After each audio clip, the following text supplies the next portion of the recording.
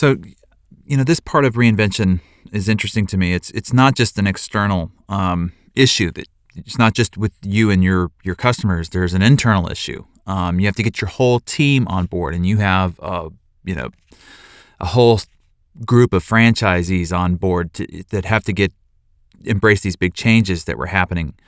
I imagine that's not an easy task. So describe how you brought the team on board with all these ideas and changes. Yeah, so inside the company, here in our headquarters, our World Resource Center in Ann Arbor, Michigan, it was actually relatively easy. Getting the team in, our R&D team was excited by the challenge of let's create the best pizza out there. The tougher one was our franchisees, and to this day, it's the group that I give the most credit to because this is their livelihood.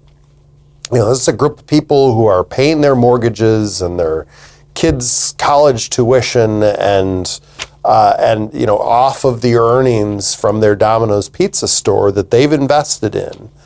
And, we're going to go out and completely change the recipe, and we're going to tell our customers that the old one wasn't all that good. And so getting them on board and excited about this change was the most important step, I think, in it being successful. And that could only happen face-to-face. So we set up a series of meetings around the country. We got all of our franchisees into rooms around the country. Over the course of a week, we had 5 meetings with 100 or 200 franchisees in each of those meetings.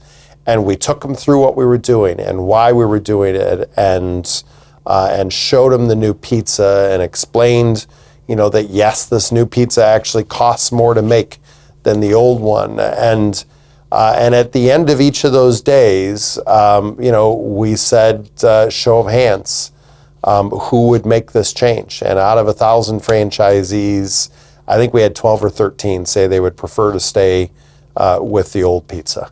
So getting them on board was critically important to the success of this relaunch.